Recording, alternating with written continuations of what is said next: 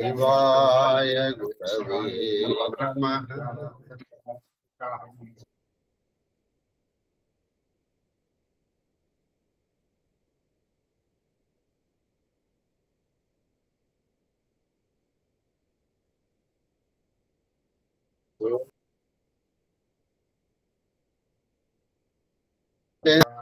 త్వామహం ప్రార్థయే నిత్యం విద్యాదానం చ దేహి. శ్రీకృష్ణ శరణం మమ, శ్రీకృష్ణ శరణం మమ, శ్రీకృష్ణ మహాదేవ మహాదేవ మహాదేవ. ఇష్టాగోష్ఠిగా సాగుతుంది ప్రవచన ప్రవాహ త్రిపదగానంలో 268 కదా, 68వ రోజు ప్రవచనం. ఆ కాకి యొక్క పూర్వజన్మ వృత్తాంతం. పూర్వజన్మలో ఈ అయోధ్యలో ఒక శూద్ర కులంలో పుట్టి మహాశివ భక్తుడు ఇతర దేవతలను నిందిస్తూ ఉండేవాడు. ఆ కలియుగ లక్షణాలు కొన్ని చెప్తున్నారు. అంటే ఈ కలియుగం కాదు, రాముడు పుట్టక పూర్వం ఒక కలియుగం ఉంది. ఆవృతం అవుతూ ఉంటాయి కదా, ఆవృతం. మహాదేవ్ మహాదేవ్ మహాదేవ్. చెప్పండి. నారీ బిబస, నారీ విభస, నర సకల గొసాయి, నర సకల గొసాయి, నచాహి నట మర్కట, నచాహి నట మర్కట, కి నాయి, కి నాయి, శూద్ర ద్విజనః, శూద్ర ద్విజనః, ద్విజనః, ఉపదేశహి జ్ఞాన, ఉపదేశహి మేలి జనేవు, మేలి జన, లేహి కుదాన, లేహి కుదాన, सब नर काम, सब नर काम, लोभ रत क्रोधी, लोभ रत क्रोधी, पूर्व विप्रा, देव विप्रा, देव विप्रा, श्रुति संत विरोधी, श्रुति संत विरोधी, गुण मंदिर सुंदर, गुण मंदिर सुंदर, पति त्यागी, पति त्यागी, बदही नारी पर पुरुष, नारी पर पुरुष अभागी, पुरुष अभागी, सौभागिनी विभूषण हीना, सौभागी विभूषण, विद्वनः के सिंगार नबीना,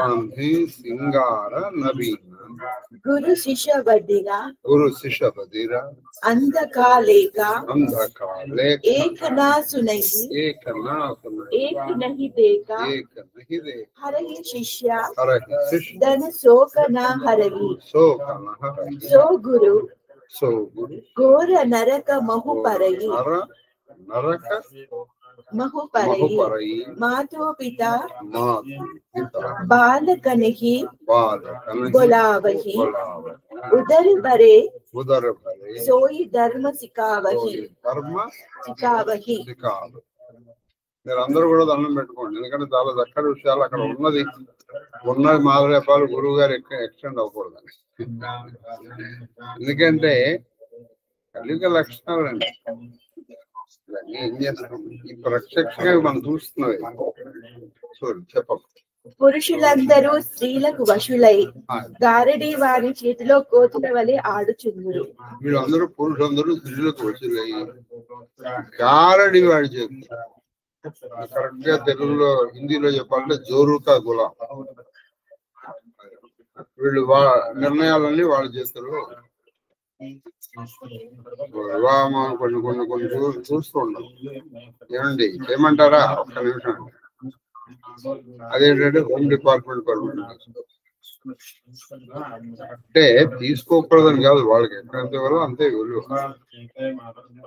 అదే జారడి వాడి చూసినట్టు వీళ్ళు ఆడిస్తారు. ఇప్పుడు కూర్చోగానే ఏమిట్రా గంజామందరం నువ్వు బాగానే ఉందిరా, నాశనం అయిపోతుంది. ఎన్ని కుటుంబాలు నాశనం చేసేస్తున్నారు చెప్పండి. చివరికి వీళ్ళు ఏ స్థితికి వెళ్ళిపోయారంటే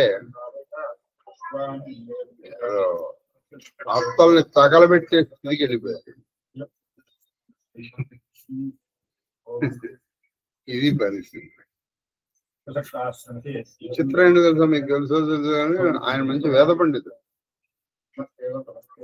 మంచి వేద పండితుడు, అనేకమైనటువంటి వేద కార్యక్రమాలు నిర్వహిస్తూ ఉంటారు. ఆవిడ విన్నాగా తగలబెట్టి దరిద్రం. ఎక్కడ నిలుస్తాయండి ధర్మాలు?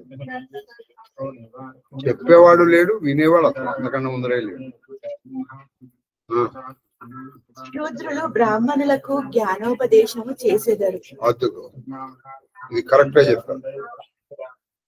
ఇప్పుడు నీరు ఎప్పుడు పల్లమునకి వెళ్ళాలి, నీరు పల్లమునకి వెళ్ళాలి, అంతే కదండి. నీరు పల్లమెరుగు, నిజము దేవుడెరుగు. ఇప్పుడు పరిస్థితి ఏం జరుగుతుందంటే కొన్నాళ్ళకి వచ్చింది, ఇప్పుడు వచ్చేసింది ఆల్రెడీ. శూద్రులు బ్రాహ్మణులు కూర్చోబెట్టి జ్ఞానోపదేశం చేసుకుంటారు.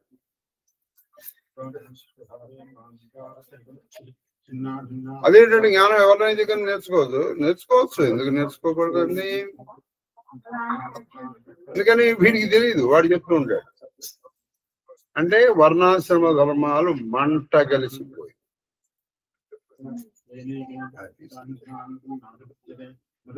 వాళ్ళు చెప్తూ ఉంటారు. ఇప్పుడు ఈ రోజుల్లో మీరు కొంతమంది ఉన్నారు, వాళ్ళు చెప్తూ మెడలో యజ్ఞోపవీతములను ధరించి అపవిత్ర దానములను స్వీకరించెదరు. వీళ్ళు మెడలో అంటే దానాలు సినిమాలు చూడలా మనం యజ్ఞోపవీతం బ్రాహ్మణుని అని వాళ్ళు దానాలు తీసేసుకుంటారు. వాళ్ళు దానాలు తీసేసుకుంటారండి. మహాదేవుడు నన్ను క్షమిస్తే ఇది బాగా ఉంది కాశీలో. వాళ్ళు అసలు నిజంగా బ్రాహ్మణు అబ్రాహ్మణం మనకి తెలియదు. వాళ్ళు తీసుకుంటాడు, వేసుకుంటాడు. వాటి పైగా వీడికంటే కొంచెం పెద్ద లావు తీసుకుంటాడు. వీడు మామూలు చేసుకుంటాడు, వాడు లావు తీసుకుంటాడు. అలానే లావు తీసుకున్న ప్రతివాడు బ్రాహ్మణుడు కాదనుకోకండి. బ్రాహ్మణుడుగా బతుకుతున్నారా ఆలోచించండి.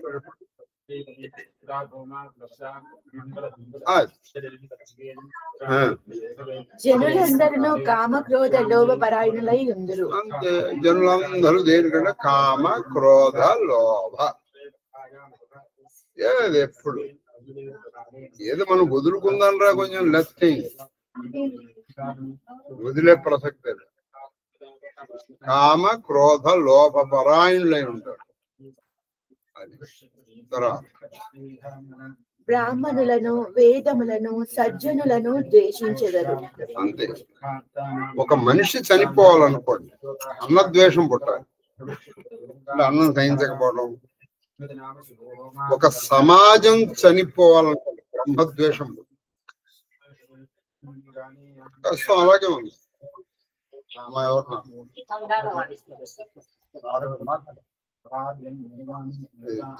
మాట్లాడు.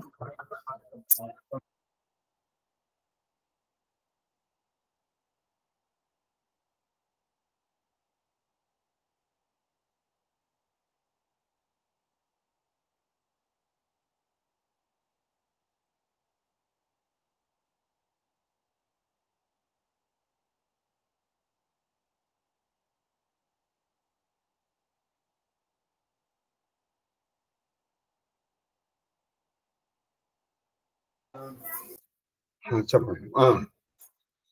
కాబట్టి బ్రాహ్మణుడు ద్వేషించరు నిష్కారణంగా. మీరు సినిమాలు తీసుకోండి, మీరు హీఈస్ ద లాఫింగ్ స్టాక్. విచిత్రమైన ఆ సినిమాలు బ్రాహ్మణులే చూస్తారు. కొన్ని సినిమాలు చూస్తే వాళ్ళ పేర్లు చూస్తారు. ఇంకో కులం మీద సినిమా తీయండి, అది లాఫింగ్ స్టాక్ గా పెట్టి, అది ఏ కులమైనా సరే ప్రస్తుతం తీసుకుని వాడు ఇలా చేస్తాడని మీరు కులం మీద తెరచించేస్తారు. ఇక్కడ ఇది ఎన్ని సినిమాలు వచ్చాయి చెప్పండి? ఎన్ని సినిమాలు వచ్చాయి? వాడు కాని వాడు వీటి చేత వేషం వేయిస్తారు. చివరికి అది పరమ భక్తి రసాత్మకమైనటువంటి సినిమా. ఈ సినిమా పేరు కూడా చెప్పేస్తా. అందులో ఇద్దరు బ్రాహ్మణుల్ని వేదంతో, నేను నీకు చెప్పాను కదా నువ్వు నేను వినలేవా అంటాడు. అది తీరా చూస్తే సినిమా పరమ భక్తి రసాత్మకం. ఏంటి? అన్నమయ్య బ్రాహ్మణులు క్రిటిసైజ్. మరి ఇంకా నీకు ఎక్కడ ఉందండి ఇది? మరి అన్నమయ్య కూడా బ్రాహ్మణేగా.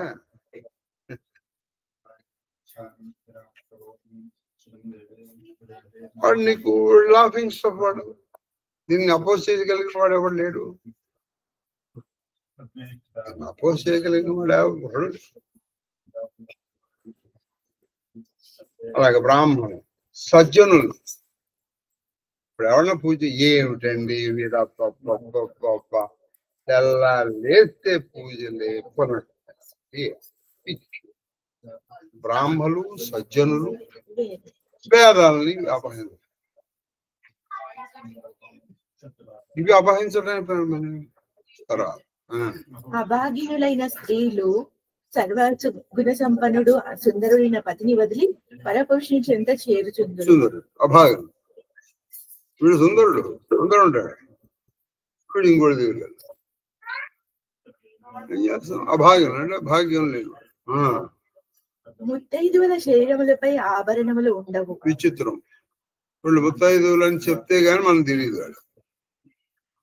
ఎందుకని? ముత్తైదు అంటే 5 లక్షణాలు ఉండాలిగా, 5 ఉండవు అక్కడ.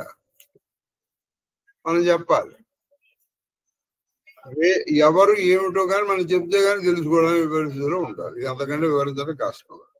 సభలు తర్వాత కానీ విధవలు నిత్యము నూతన శృంగారములు చేసుకొనుచున్నారు.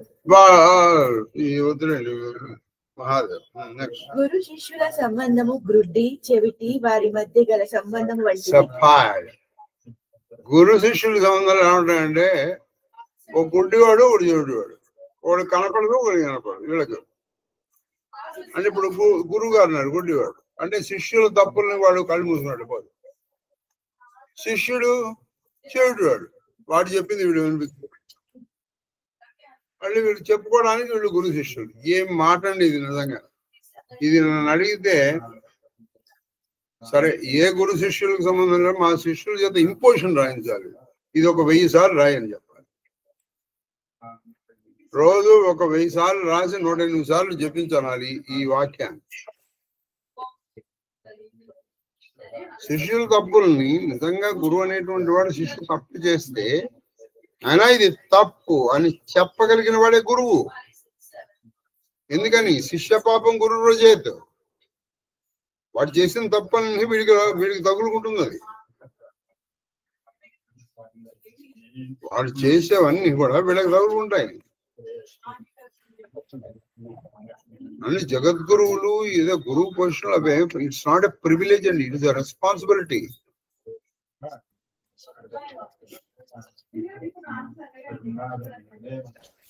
వాళ్ళు కరెక్షన్ చేయలేదనుకోండి, వాళ్ళు చేసింది కూడా మహాదేవ్ అయిపోతుంది. వాళ్ళు చేసింది కూడా మహాదేవ్. కాబట్టి వాడు తప్పని చెప్పాలి. వాడు తప్పని చెప్తే వీళ్ళు ఊరుకుంటారా? విచిత్రం ఉంది. కొంతమంది గురువులు చెప్పట్లేదు కరెక్టే. గురువు ఇది తప్పని చెప్తే మనం ఊరుకుంటామా? బట్ మనం ఏం చేస్తాం? మనం గురువు గారి తప్పులు వినడానికి కూడా ఇది విని విని వాడు ఏం చేస్తాడు? అవుతుంది ఎందుకు వచ్చిన బాధ ఏదో ఆ నరకం ఏదో పోయిన తర్వాత కదా, ప్రస్తుతం నరకంలో పట్టలేదు. ఎవడి తప్పులు వాడు పడతాడు, పోయినాడు వదిలేసి తప్పులు వాడు పడతాడు. ఏం చేస్తాను చెప్పండి. కాబట్టి ఇది ఎలా ఉంటుందంటే, ఒక గుడ్డివాడు ఒక చెవిటివాడి మధ్య బంధం ఉంటుంది. ఇప్పుడు ఇక్కడ గుడ్డి దేవుడికి ఏమి ఉదాహరణ వేసాడు నేను తెలిసి. ఈయన గుడ్డి ఎందుకని? వాడి తప్పులు వీడు కనిపించవు. వాడిచ్చేటువంటి ధన కనక వస్తు వాహనాలకు వీడు ఆశపడి చేయొచ్చునన్నా, అదేం లేదు. గురువు గారు నేను కూర్చుని చేస్తే నాకు కష్టం, నేను మంచం మీద పడుకుని 2 దిళ్ళు కాళ్ళ కింద పెట్టుకుని నేను చేస్తాను. ఇలా 80 మందిలో వాడు ఏం చేస్తాడంటే వీడి కొన్ని కాగితాలు ఇలా ఇలా అంటాడు. ఆ కాగితాలను చూసి వీడు ఆ చేస్తున్నాడు.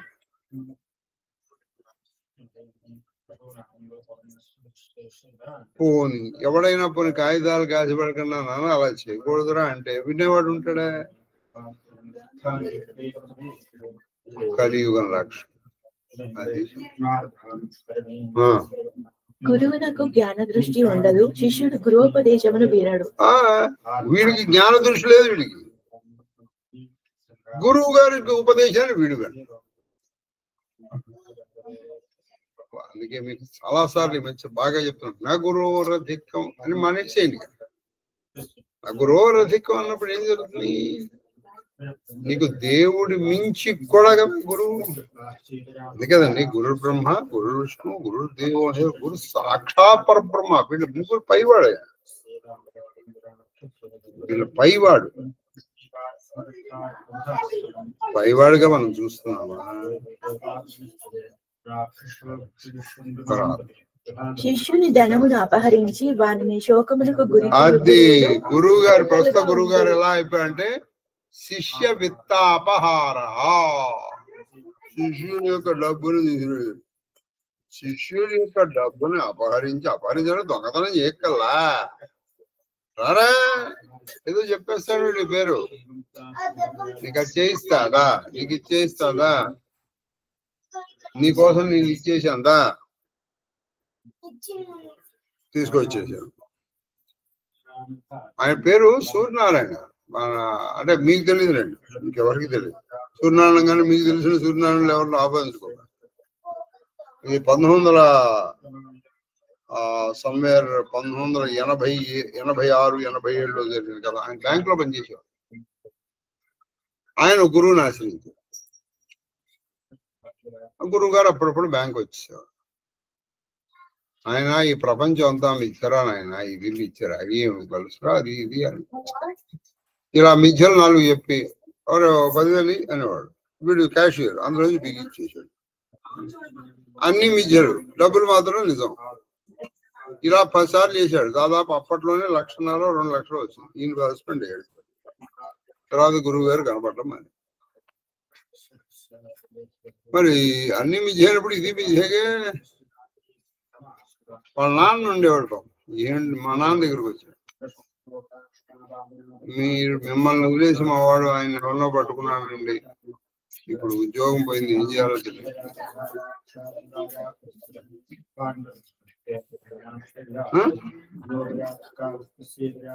అలా శిష్య విత్తాపహారకుడు గురువు గారు.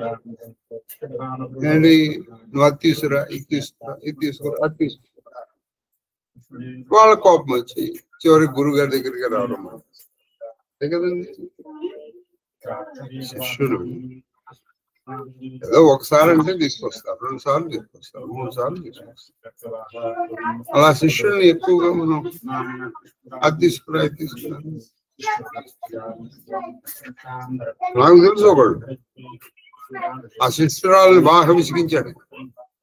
అది తీసుకురా, ఇది తీసుకురా, ఇది తీసుకురా, ఇది తీసుకురా, ఇది తీసుకురా, ఇది తీసుకురా. ఈ తిప్పలు పడలేక, ఈ బాధ పడలేక, నువ్వు నీ గురుత్వం పెట్టే దూరంగా ఉంటుంది. ఆ గురువు తెలుసు, ఆ శిష్యుడు తెలుసు. నాకు చెప్పడానికి కూడా ఏం మాట్లాడలేదు, అలాగే చెప్తాను. జరిగింది ఎలాగో జరిగిపోయింది. ఇప్పుడు కూడా దాచి లాభం ఉన్నాడు.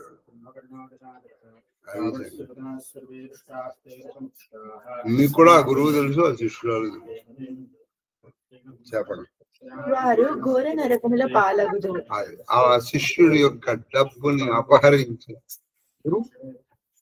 నరకం పాలు. తల్లిదండ్రులు తమ పిల్లలకు ఉదర పోషణకు ఉపయోగపడే ధర్మంలోనే బోధించారు. తల్లిదండ్రులు ఏం చేస్తారండి, వాడికి ఏ ధర్మం చెప్తారండి? నాయన చక్కగా కూర్చోరా, దేవాలయం అని చెప్పరు. వాళ్ళు ఏం చెబుతారంటే కేవలం ఉదర పోషణకి సంబంధించిన ధర్మాలు చెప్తారు. సంపాదించరే, ఇల్లు కట్టరే, అవి కొనుక్కురే, ఇల్లురే, చిన్నప్పటి నుంచి. నిజంగా హరిచేరుమని తండ్రి ఎవడంటాడు చెప్పండి? వాడు కాదు. బ్రహ్మ జ్ఞాన బిను నారీ నర కహీనా దూసరి बात कौड़ी लागी लोभ बसा करही विप्र गुरु गाता बादही शूद्र द्विजनः सना हम तुम हते कछु घाटी जानहि ब्रह्म सो विप्रबरा आखी दिखावही दाती స్త్రీ పురుషులు ఒకవైపు బ్రహ్మ జ్ఞానమును గూర్చి తప్ప వేరేమీ మాట్లాడు, మరి ఒక వైపు వారి లోభమును పైస కొరికి బ్రాహ్మణుడైనను గురువైనను హత్య చేయుటకు వెళ్తారు. చెప్పడానికి మాత్రం కూర్చున్నారంటే భాగవతంలో ఏం చెప్పారో తెలుసా అండి? మొత్తం డబ్బంతా ఇచ్చేసాడండి. ఒక ఆయన కట్టుకోవటానికి బట్టలతో సహా ఇచ్చేసి చివరికి గోచి కూడా ఎవడో ఇస్తే తీసుకున్నాడు అని చెప్పుకుంటూ మధ్యలో అరే ఇక్కడ నేను పైసా పెట్టాను, ఏమైంది? ఆ పైసా నాది కదా, అది నీది నాదే. మీరు చూసారో లేదు కానీ ఒక సినిమా వచ్చింది, అందులో ఏం జరుగుతుంటే ఒరే చిన్నాడా నీకు వాడు ముగ్గురు అన్నదమ్ములు, ఒరే నీకు 1,00,000 రూపాయలు వస్తే ఏం చేస్తావు?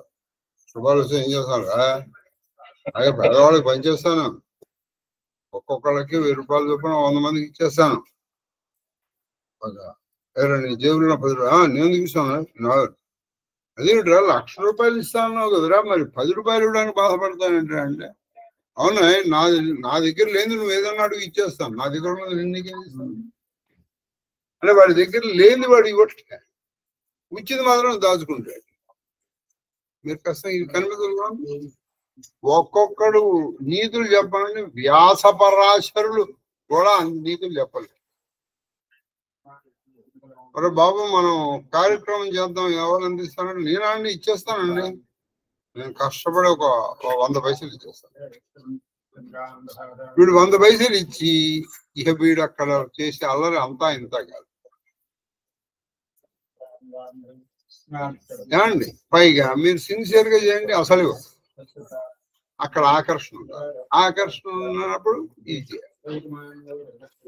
బ్రహ్మజ్ఞానం గురించి అందరూ మాట్లాడతారు, రామాయణం గురించి చెప్పిన వాళ్ళు ఎవరు? మళ్ళీ నువ్వు ఇందులో అంటే ఆచరణ లేని జ్ఞానం కదది, ఆచరణ లేని మాటలు. మాటలు చెప్పడానికి మాత్రం నువ్వు అలా చేయాలి, నువ్వు ఇలా చేయాలి, నువ్వు ఇలా చేయాలి, నువ్వేమిచ్చేంతవరకు. శూద్రులు బ్రాహ్మణులతో మేము మీకంటే తక్కువ అని గర్వంతో గుడ్లూరు గద్దించదు. చూడండి ఇప్పుడు అది వాదనకు వచ్చేది. అరే నాయన నువ్వు ఈ పని చేయకూడదు, నువ్వు చేయకూడదు. మనం కొన్ని చోట్ల ఎందుకు చేయకూడదు? వాళ్ళు యొక్క వాళ్ళు ఇది గౌరవించింది చేస్తున్నారు. కొన్ని చోట్ల గుళ్ళో మేము గుళ్ళో అందరూ ఎందుకు రాకూడదు? మీకంటే మేము ఏ విధంగా తక్కువ? వేదం ఊరికే తెలియదుకే చెప్పేసి మేము చేయరు. కొన్ని చోట్ల వాళ్ళతో వేదం వాళ్ళతో ఊరి చూసి మాట్లాడే వాళ్ళు లేరు. మీరు have you not ever come across such situations? అది బ్రహ్మమును తెలిసిన వాడే బ్రాహ్మణుడు అని వితండవాదములకు దిగుచున్నారు. అది నువ్వు బ్రాహ్మణుడు ఎందుకు అవుతాయి? బ్రహ్మము తెలిసిన వాడు. నీకు బ్రహ్మ గురించి తెలుసా? తెలియదు. కానీ నువ్వు బ్రాహ్మణుడు కాదు, నువ్వు శూద్రుడు కాదు. ఇది వితండవాదం నిజంగా, ఖచ్చితంగా వితండవాదం. పరత్రియలంపట కపట శయానే మోహద్రోహ మమత లపటాని తెహి అభేదవాది జ్ఞాని నర దేకామై చరిత్ర కలియుగు కర ఆపు గయే అరు తినహు గాలహి जे कहु सदा मारक प्रतिपालहि कल्प भरी एक नरका परहि चेतुहि श्रुति करि तरका जे పరనాథ ఇంకో విషయం తెలుసా మీకు ప్రజా మీరు అంటే ఇప్పుడు కాదులేండి ఇది బహుశా జరిగింది కూడా 5-6 సంవత్సరాల క్రితం అనుకుంటా ఇటువంటి రామచరిత మానస బ్యాన్ చేయాలని బీహార్ లో ఒక ఉద్యమం వచ్చింది అప్పట్లో మీరు మీకు తెలుసో తెలియదు నాకు తెలియదు ఒక ఉద్యమం లిటరల్లీ ఆ రామచరిత మానస బ్యాన్ చేయాలి అందులో స్త్రీలను చాలా అవమానం చేశారు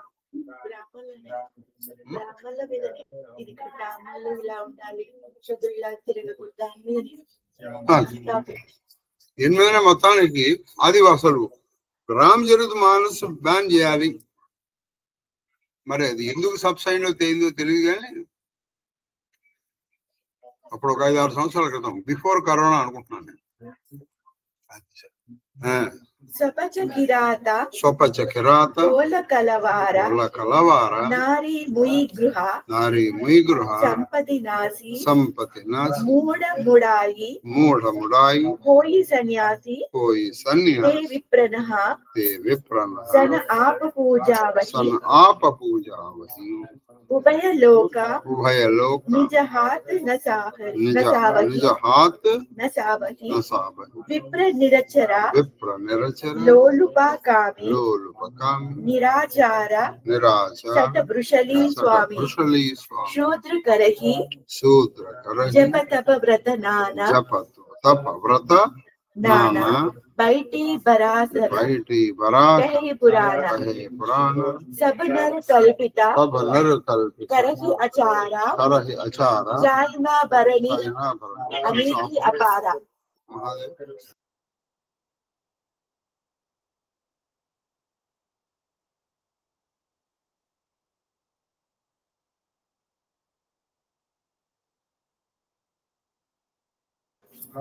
అనీతి అపార పరస్త్రీలయందు ఆసక్తులు కపట ప్రవర్తనలో నిపుణులు కపట ప్రవర్తనలో మోహము ద్రోహము మమకారములలో మునిగిన వారే అభేదవాదులుగా బ్రహ్మజ్ఞానులుగా ప్రసిద్ధి. మోహములు ద్రోహము కపట ప్రవర్తన ఇంకో పరస్త్రీల మీద వాళ్ళు బ్రహ్మజ్ఞానులుగా చలామణి వాళ్ళు చలామణి అయిపోతారు. అసలు వాడు పాపం పట్టించుకోడు. ఇప్పుడు చెప్పడానికి బాగుంటుంది ఎందుకంటే అది నేను కలియుగంలో ఈ విషయంలోనికి చూచితిని. అది ఈయనన్ని చూశాడు పాపం ఎవరు ఆ కాకి. జనులు తాము స్వయంగా భ్రష్టులగుటే కాక సన్మార్గములు నడిచి వారిని కూడా భ్రష్టపరిచారు. ఇది చాలా గొప్ప. వీడు భ్రష్ట అయిపోతాడు పని, వీడు పోతే పోతాడు వీడు పని. ఎవడు చెప్ప ఏ విట్రా పిచ్చోడు కాకపోతే ఏ రామ రామ రామ రామ రామ రామ అని చెప్పి వీడు చెప్పగా సదాచారాలు ఎంతమంది వదిలేశారని చెప్పండి. ఇప్పుడు సదాచారాలు ఎంతమంది వదిలేశారు? ఎందుకంటే ఆ ఇన్ఫ్లుయెన్స్ ఉంటుందండి, ఆ ఇంపాక్ట్ ఉంటుంది. సదాచారాలు వదిలిపారేసి వారు కుతర్కములతో వేద శాస్త్రములను దూషించెదరు. అది కుతర్కం. వేరే ఉంది. ఎలా చెప్పండి అందరూ సమానం ఉన్నారు కదా ఒక పని. మరి సమానత సమానం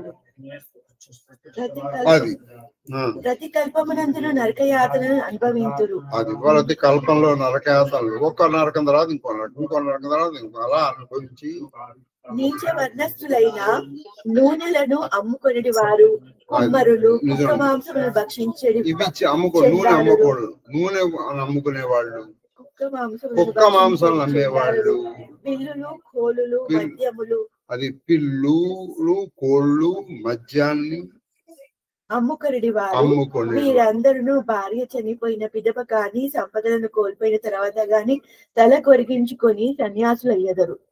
వీళ్ళు ఏం చేస్తారు తెలుసా, భార్య ఉండగా హాయిగా అన్ని సుఖాలు అనుభవించేస్తారు.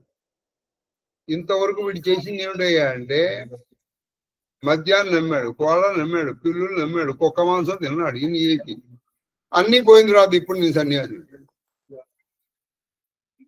నిజంగా సన్యాసంతో ఏంటి, నువ్వు ఏది పోయగలవు చేసి నువ్వు సన్యాసం అవ్వాలి. ఇవన్నీ చేసి ఇప్పుడు నువ్వు సన్యాసం అవ్వడం ఏంటయ్యా? అది వారు బ్రాహ్మణుల చేత పూజలు అందుకొందరు. విచిత్రం చూడండి. విచిత్రం ఏంటంటే బ్రాహ్మణులు వెళ్ళి వాళ్ళని సంరక్షిస్తుంటారు. ఈ విధముగా తమ చేతులారా అధోగతి పాలై ఇహపర లోకములకు దూరం అగుదురు. వాళ్ళు ఇహపర లోకాలకు దూరం.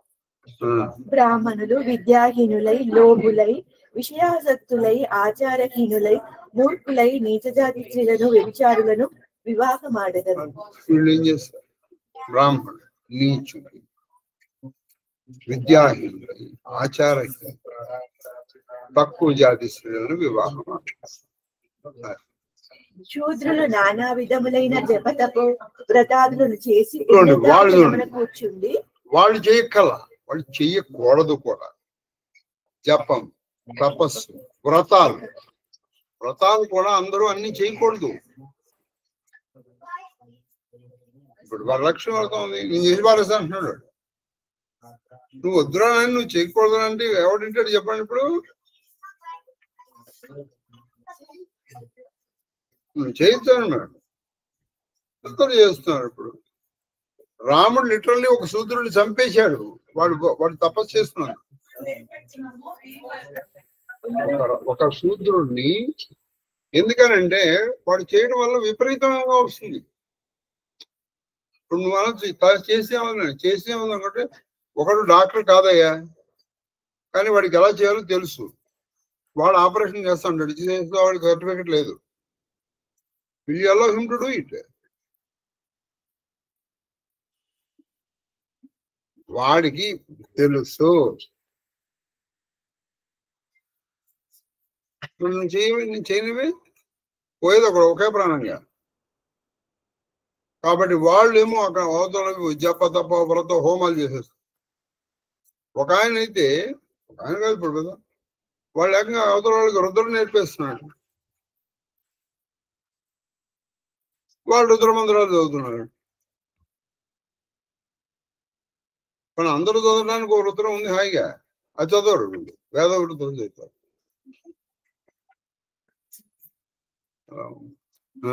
ఉన్నత ఆసనమున కూర్చుండి పురాణ ప్రవచనములు కావింతురు.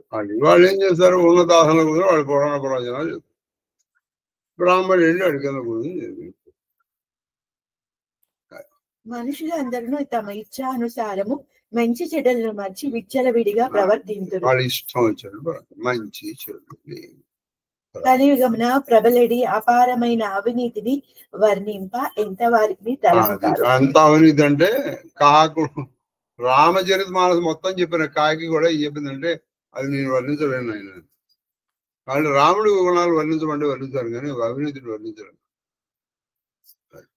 దోహ భయే భరను శంకర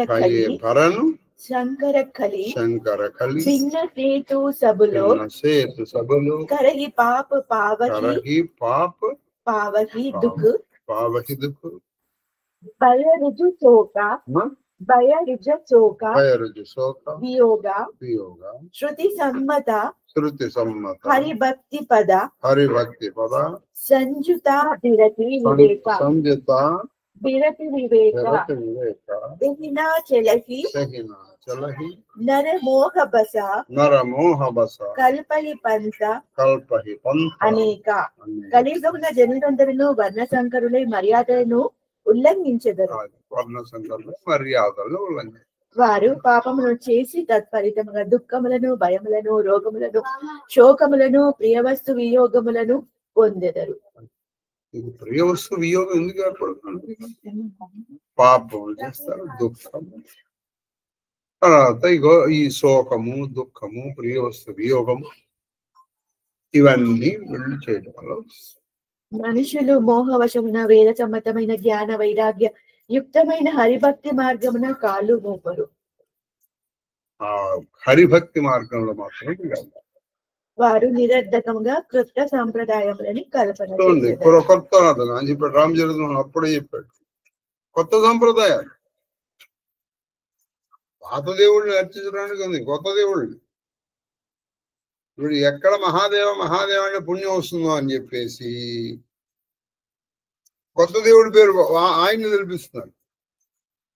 మామూలుగా కూడా నేను 2-3 సార్లు చెప్పాను అనుకోండి, ఈయనేదో ఇప్పుడు మీరు ప్రచారం చేస్తారు, ఇంకేమైనా ఇప్పుడు నేను వాళ్ళతో కొట్లాడా, నాకెందుకు వచ్చింది? ఏదో మహాదేవ శివ నారాయణ అని అన్ని వేద సంపదమైన నా పేరు పలకట్లా.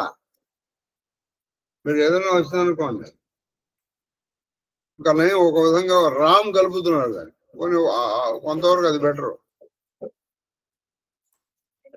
ఆ నామానికి రామ్ కలిపి పలుకుతున్నాడు. లేదనుకోండి అది ఏ అర్థము లేను. అది నిజానికి ఈశ్వర నామాన్ని, ఈశాన్ని తిరగదీశారు దాన్ని, అంతే. అది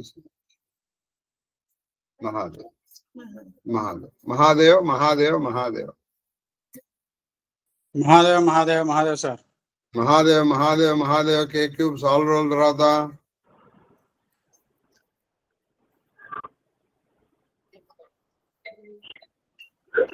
ఆఫీసులో బాగా లేట్ అయిపోతాను సార్. చెప్పా కదా. అదే మహాదేవ్ సార్. మహాదేవ్ మాస్టర్ చాలా రోజుల తర్వాత. ఓ నేను అనకపోరా మీరే అనేసుకుంటున్నారు. విషయం చెప్పారు కదా సార్. కాశీ వెళ్ళారా? కాశీ కాదు సార్. కాశీనా? కాశీ అయోధ్య కూడా వెళ్ళాం. నైమిషారణ్యంలో భాగవతత్వం జరిగితే వెళ్ళాను సార్. ఎక్కడ భాగవతం? నైమిషారణ్యం. నైమిషారణ్యం. ఓహో, ఎవరు భాగవతం? రాజేంద్ర ప్రసాద్ గారు. ఎవరు? తంగిరాల రాజేంద్ర ప్రసాద్. ఓహో, తంగిరాల రాజేంద్ర ప్రసాద్ గారు. అంటే అక్కడ మామూలుగా అక్కడ ఆర్గనైజర్స్ వారిని ఏం రిక్వెస్ట్ చేస్తారంటే, ఈ కథ, ఈ విషయాలు అవన్నీ చాలా మంది ఇక్కడికి అనేక భావత ప్రవచనాలు విన్నవారు కాబట్టి మీరు కొంచెం విశ్లేషించి కొంచెం అందులో మర్మాలు ఎక్కువగా చెప్పడానికి టైం తీసుకోండి అని ఆర్గనైజర్స్ వాళ్ళని ఆయన రిక్వెస్ట్ చేయడం జరిగింది. కథాపరంగా కాకుండా వేదాంతపరంగా మీరు చెప్పాలి అని. అది కొంచెం ఆయన సక్సెస్ అయ్యాను సార్. అంటే నేనెవరిని చెప్పడానికి కానీ అసలు విషయం చెప్తున్నాను. సరే, అక్కడి నుంచి అయోధ్య వెళ్ళి, అయోధ్య నుంచి వారణాసి వెళ్ళి ఇక్కడికి వచ్చాను. బాగుంది సార్.